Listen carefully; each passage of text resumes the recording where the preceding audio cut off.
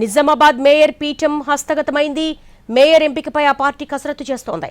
Mayor అభ్యర్థులుగా పంచారెడ్డి లలిత, ఉమారాణి, పూజితా గౌడ్, కేతావత్ సురేఖ పేర్లను పరిశీలిస్తున్నారు. సామాజిక సమీకరణాలను పరిగణలోకి తీసుకుని మేయర్ అభ్యర్థి ఎంపిక జరగనుంది. మ్యాజిక్ ఫిగర్ కూడగట్టుకున్న కాంగ్రెస్ మేయర్ అభ్యర్థి ఎంపికపై ఫోకస్ పెంచింది. నిజామాబాద్ కార్పొరేషన్లో తాజా రాజకీయ సమీకరణాలపై మరింత సమాచారం మా ప్రతినిధి బాలాకుమార్ అందిస్తారు. నిజామాబాద్ మేయర్ పీఠం కాంగ్రెస్ ఖాతాలో పడింది.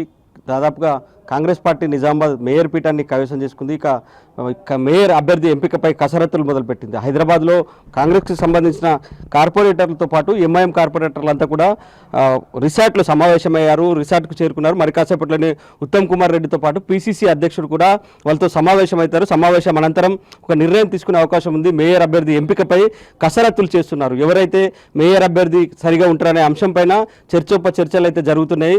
క్లారిటీ వచ్చింది. నిజామాబాద్ కార్పొరేషన్లో పూర్తిస్థాయి మెజారిటీ సాధించడంతో ఇక మేయర్ అభ్యర్థి ఎంపికపైనే కాంగ్రెస్ అధిష్టానం పూర్తి స్థాయిలో దృష్టి పెట్టింది. ఇక్కడ ప్రధానంగా సామాజిక సమీకరణాలని పరిగణలోకి తీసుకుంటాం. మున్నూరు కాపు అభ్యర్థులు అయితే ఎలా ఉంటారని ఒక అంశంపైన చర్చ జరుగుతుంది. మున్నూరు కాపు అభ్యర్థులతో పాటు వివిధ అంశాలు, వివిధ సామాజిక వర్గాలకు సంబంధించిన వారందరినీ కూడా ఒకసారి చర్చలు అయితే చేస్తున్నారు. గౌడ కులస్తులకు సంబంధించి కూడా చర్చలు చేస్తున్నారు. వీళ్ళు ప్రధానంగా మేయర్ రేసులో పంచారెడ్డి లలిత ఉన్నారు. ఆమె మున్నూరు కాపు సామాజిక వర్గానికి సంబంధించి ఇక ఉమారాణి ఉన్నారు. ఉమారాణి పేరు కూడా అధిష్టానం సీరియస్గా పరిశీలన చేస్తుంది. పూజితా గౌడ్ ఉన్నారు. రెండోసారి కార్పొరేటర్గా ఎన్నికారు. గతంలో పనిచేసిన అనుభవం కూడా ఉంది. గౌడ సామాజిక వర్గం నుంచి ఈమె పేరు కూడా పరిశీలన ఉంది. ఇక కేతావత్ సురేఖ ఎస్టీ సామాజిక వర్గం నుంచి ఉన్నారు. ఈ ఎస్టీ సామాజిక వర్గం సంబంధించి రాష్ట్రంలో ఎక్కడన్నా ఇచ్చారా లేదా, సామాజిక సమీకరణలు ఏ విధంగా ఉంటాయనేది కోణంలో కూడా ఆమె పేరుని అధిష్టానం పరిశీలన చేస్తుంది.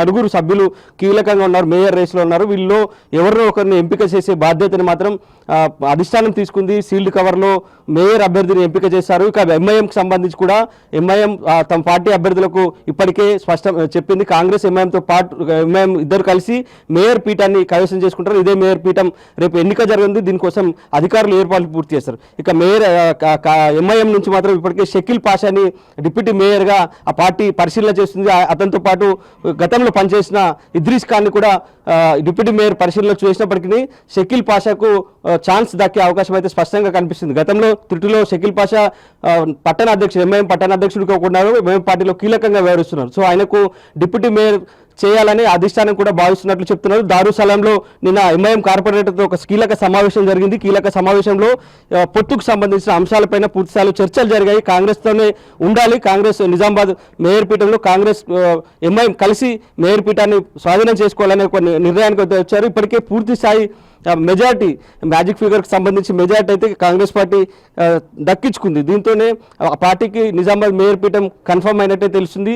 ఇక బీజేపీ అతిపెద్ద పార్టీగా అవతరించినప్పటికీ ఆ పార్టీకి కేవలం 28 డివిజన్లు మాత్రమే గెలుచుకుంది. అతిపెద్ద పార్టీగా ఉన్నప్పటికీ ఇక దానికి సంబంధించి ఎక్స్ ఆఫీషియో ఓటర్లుగా ఇద్దరు ఎమ్మెల్యేలతో పాటు ఒక ఎంపీ కూడా ఉన్నారు.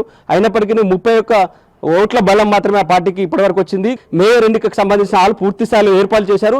రేపు 11 గంటలకు ముందుగా కార్పొరేటర్ల ప్రమాణ స్వీకారం అనంతరం మేయర్, డిప్యూటీ మేయర్ల ఎన్నిక అయితే జరగనుంది. దీనికైతే కార్పొరేషన్ అధికారులు సర్వం సిద్ధం చేశారు. ఇది నిజామాబాద్ కార్పొరేషన్కి సంబంధించిన తాజా అప్డేట్. కెమెరామెన్ రవిచరణ్తో బాల్కుమార్, ఎన్టీవీ, నిజామాబాద్.